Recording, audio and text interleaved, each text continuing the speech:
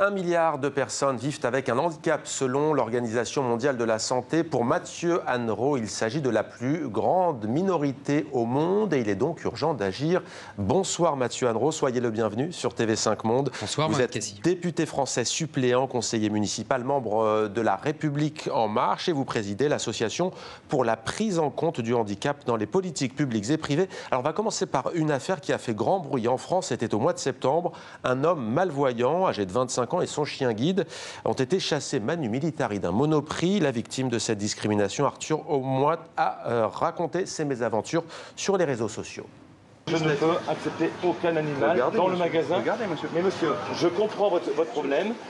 Moi, je gère 84... Non, mais monsieur, je ne peux pas vous accepter. Non, monsieur. Alors, vous sortez avec le chien, monsieur. C'est de la discrimination. Comment il fait pour faire ses courses si personne ne l'accepte? Je ne fais pas les lois. Comment il fait, lui, pour faire ses courses? Non, je vous montre simplement. Vous montrez ce que vous de loi, monsieur. Monsieur, portez plainte, je vous donne mon nom, vous avez le magasin. Je ne peux pas vous accepter. Voilà. Alors, vous mais dans ce cas-là, moi, je ne sortirai pas, monsieur. Si, mais vous ne sortez pas, mais le chien va sortir, monsieur. Mathieu Annereau, qu'est-ce que vous vous êtes dit en apprenant cette affaire? Alors bien sûr, j'ai été scandalisé. Entendre cela aujourd'hui en France, en 2018, c'est probablement intolérable. Et on demande à la force publique de se saisir clairement de ce sujet si important de la discrimination en lien avec le handicap. C'est aujourd'hui, selon le rapport du Défenseur des droits, le premier motif de saisine de son institution. Un sujet important, un fléau qui ne cesse d'augmenter. Et on demande clairement qu'une campagne nationale d'information et de sensibilisation soit lancée par le gouvernement sur ce sujet. Mais comment vous qualifiez cet acte? On parle parfois d'actes antisémites, d'actes homophobes, d'actes islamophobes, avec à chaque fois ce mot phobe pour la phobie. Est-ce que vous diriez qu'il existe en France, dans ce cas-là, par exemple, un acte handiphobe? Clairement, oui. Comment l'appeler autrement? C'est un acte handiphobe, de l'handiphobie. Il faut que les pouvoirs publics s'en inquiètent, regardent ça de très près. Une anomalie existe aujourd'hui en France. Il est impossible, oui, de déposer plainte au motif de la discrimination en lien avec le handicap. Je l'ai testé, malheureusement, il y a quelques mois. J'ai dû déposer plainte moi-même. La plainte à ce motif-là n'est pas possible. J'ai dû déposer plainte pour diffamation. C'est une anomalie. On entend parler et il est normal. Et les politiques ont raison de s'inquiéter de la recrudescence des actes antisémites, racistes, sexistes, homophobes aujourd'hui en France. Ils doivent se saisir, encore une fois, de ce sujet de l'handiphobie. Alors, je sais que dans votre association, vous aimez aussi parler des aspects positifs. Oui. Peut-être une image. Un autre monoprix à Paris, lui, a décidé d'afficher la règle en autorisant les chiens guides d'aveugles, pas les autres. Autre bel exemple aussi que vous avez suivi, c'est ce conducteur de bus à Paris qui a fait descendre tous les passagers en criant « terminus » pour faire monter une personne invalide en fauteuil roulant, alors que personne ne voulait lui céder le passage. Que faut-il améliorer concrètement? On va parler du handicap en général dans le monde et en France, mais d'abord pour les malvoyants, pour les aveugles, les non-voyants, que faut-il améliorer au quotidien? Alors, ce qu'il faut améliorer, c'est tout simplement l'information, la sensibilisation de l'opinion publique dans les entreprises, dans les écoles.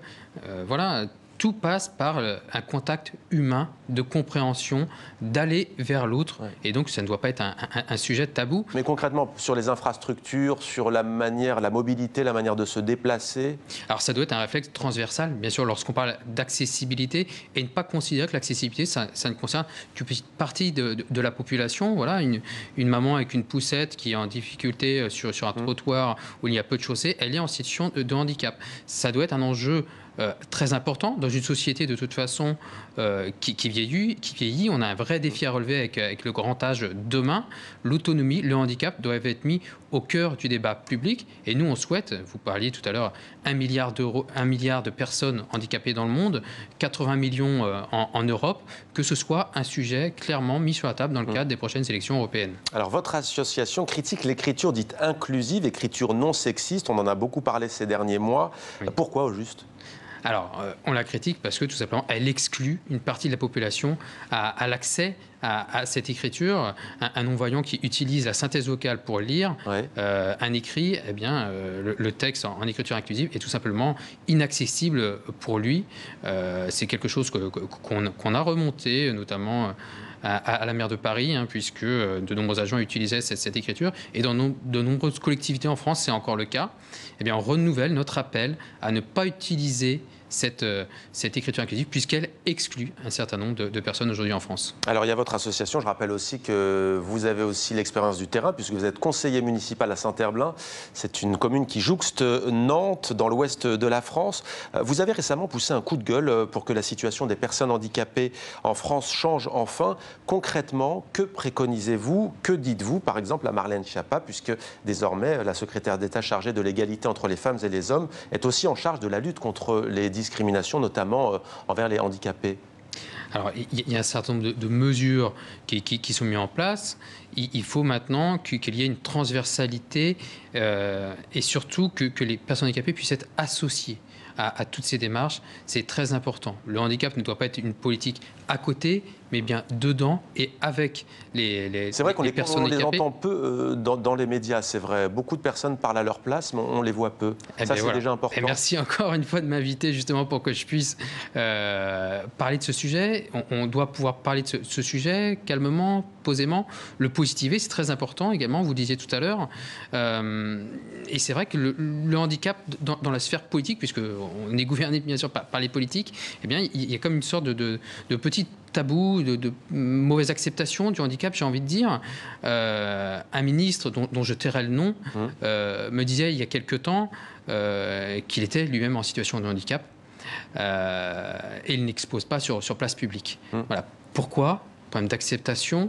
Quand on est handicapé, peut-être dans la sphère politique, c'est une tare, on doit le dissimuler, on ne peut pas afficher la force qu'un homme politique doit pouvoir dégager ou qu'une femme politique doit pouvoir dégager. Voilà, là il y a une incohérence de discours entre le politique qui dit aux entrepreneurs recrutez des personnes handicapées parce que sinon vous privez de talent. Accueillez des élèves en situation de handicap dans les écoles. C'est une richesse, y compris pour les élèves valides. Et le monde politique, lui, ne regarde pas en son sein, n'inclut pas. Et c'est pour cela qu'on met sur la table également, dans le cadre des prochaines élections européennes, les droits politiques des personnes handicapées, le droit au vote, aller voter, la citoyenneté, accéder à une campagne électorale, le fait qu'une campagne doit être accessible également, que la propagande puisse être accessible, de pouvoir se proposer comme être candidat à une élection, mais également de pouvoir vivre un mandat dans de bonnes conditions. Voilà, le handicap doit être vécu également de manière inclusive dans la politique. C'est quelque chose de très important pour ouvrir les yeux demain de nouveaux gouvernants. Problème de représentativité en politique, donc. En matière d'accès à l'emploi, où en est-on aujourd'hui en France ? Alors, on a des difficultés. Les chiffres, en tout cas les estimations que nous avons plutôt aujourd'hui, disent que le taux de chômage des personnes handicapées est le double de celui de la population globale. Mais en vérité, nous n'avons pas de chiffres, d'indicateurs fiables sur le sujet. La première des choses serait que ces indicateurs, ces statistiques soient définis, alors peut-être par l'INSEE ou par un autre organisme déjà existant, mais qu'on puisse avoir des éléments précis, factuels, pour qu'ils puissent en découler derrière, eh bien sûr, des politiques publiques et l'analyse derrière de ces politiques. C'est la première des choses. Voilà, partir sur un constat clair de la situation pour pouvoir analyser derrière les besoins. Et ensuite, est-ce qu'il faut instaurer des quotas, selon vous, notamment dans le privé ? La fonction publique fait l'effort, certaines entreprises privées aussi. On a vu cette loi de 1987 qui imposait 6% d'emplois de travailleurs handicapés. C'est un échec. De manière générale, je suis assez opposé à la question des quotas. Pourquoi c'est un échec, Mathieu Annereau ? Parce qu'on n'a pas su accompagner les entrepreneurs sur le sujet. Imposer sans accompagner, sans soutenir une démarche, ça n'a pas de sens. Sans démontrer. Mais quel est l'intérêt d'embaucher une personne handicapée ? L'intérêt, c'est qu'elle apporte à la collectivité un dynamisme, même une rentabilité. N'ayons pas peur de mots de le dire. Il faut casser ses préjugés sur le sujet. Une personne handicapée est moteur dans une entreprise. Là, on a le sentiment que c'est quoi ? C'est juste un seuil de tolérance, 6%, et puis après on s'arrête et on ne recrute plus de... On a l'impression, faites l'effort, en gros, sacrifiez votre entreprise. Enfin voilà, c'est un peu le discours qu'on a vécu depuis 30 ans.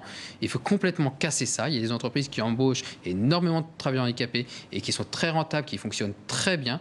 Un regard pluriel, et quel qu'il soit féminin, qu'il soit de la part d'une personne handicapée ou autre, enrichit toujours un collectif et booste un collectif. Et qu'est-ce qui fait la différence entre les entreprises ? Eh bien, c'est ces ressources humaines, c'est la richesse des personnes qui la composent. Et peut-être pour finir, un message de votre part aux téléspectatrices et aux téléspectateurs qui ont un handicap et qui nous regardent. On voyait tout à l'heure ce reportage de ce rescapé du Bataclan blessé. Quel est votre message ? Que leur dites-vous ? Certaines d'entre elles et certains d'entre eux nous écoutent actuellement. Que leur dites-vous ? Mais je leur dis tout simplement, faites de votre handicap une force. Sans le handicap que j'ai aujourd'hui, hein, qui est apparu au cours de ma vie, d'une maladie dégénérative, Ouais. je ne serais certainement pas l'homme avec la force de conviction, de caractère que je suis. Voilà, donc faites de votre handicap une force. Merci beaucoup Mathieu Anrod Merci d'être à vous. venu sur notre plateau répondre à nos questions dans 64 minutes.